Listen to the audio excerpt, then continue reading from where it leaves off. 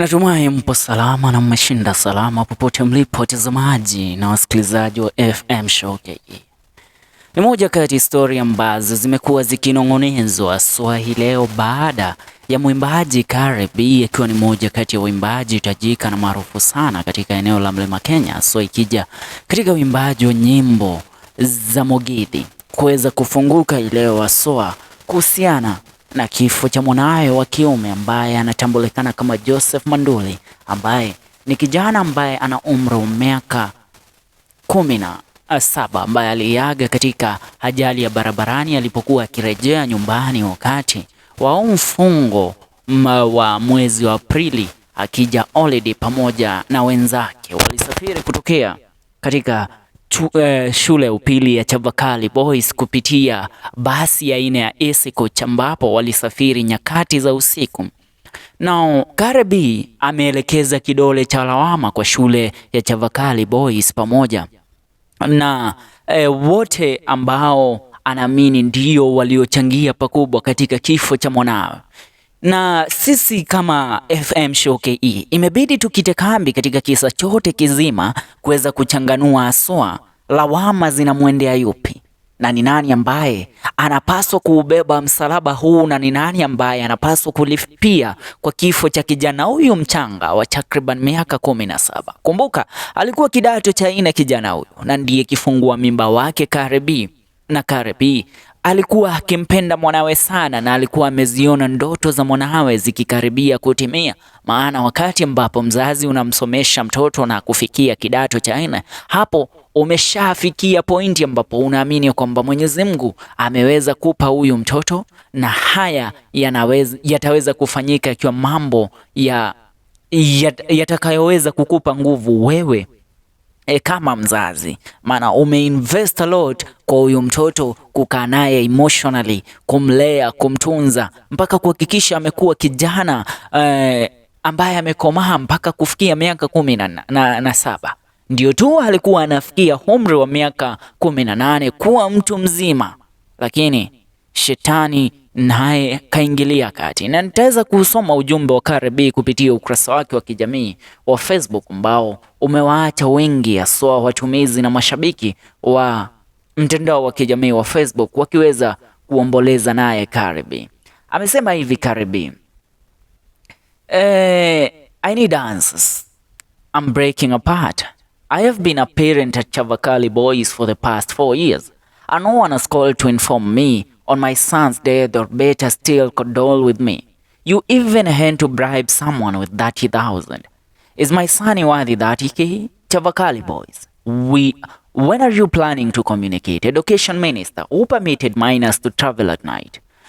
Transport and Road Minister, was the whole traffic marshal asleep that no one noticed minors traveling at night? Government, what is your take on this issue? Are you going to continue being silent and lose more children on the roads?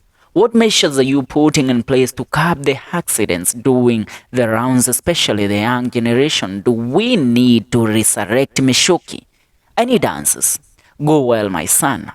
#Kareh, #justice for joy, #Chavakali Boys. Huu ni ujumbe wa Kareh. Alafu masaa mawili ambayo yamepita, Kareh amepata kuandika kupitia ukurasa wake wa kijamii wa Facebook pia akisema at 6 PM ambayo ni takriban masaa 3 ambayo yamepita. Amesema at 6 PM we lay the earth at Mamboleo where the accident happened. Anyone around Kisumu, please join us.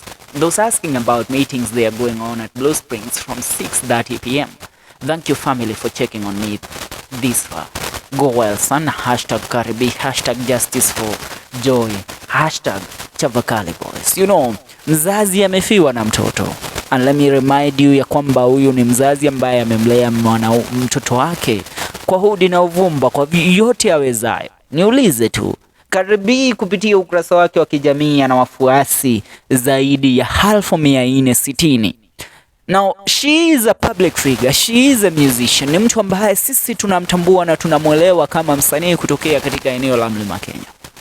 Je, how about iwe ni mzazi mwingine ambaye hata ana wafuasi na ajulikani? Chavakali Boys kama waliweza kufanya mpango wa kuweza kulipa kitita cha shilingi 30,000 ndipo story iweze kukanyangiwa na kufaa.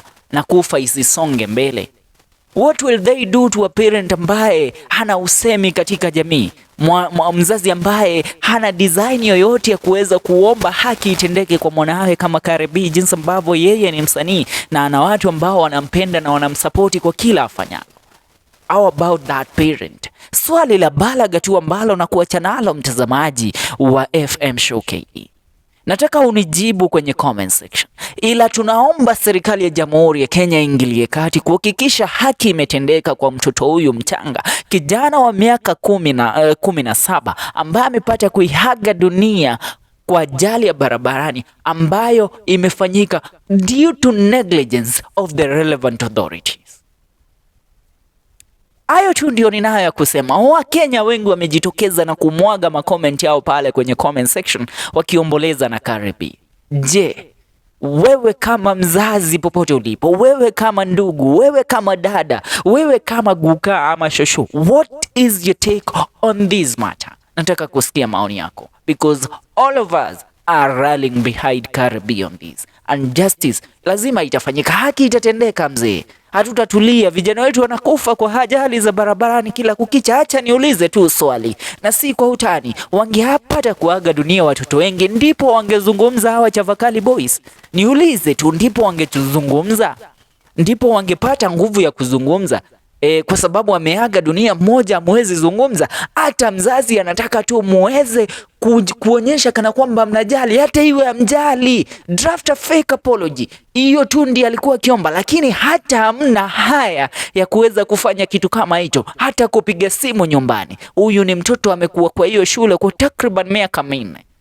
Mbona mtulie? Mbona muwe hamna uhutu kabisa? Muwe hamna huruma kabisa?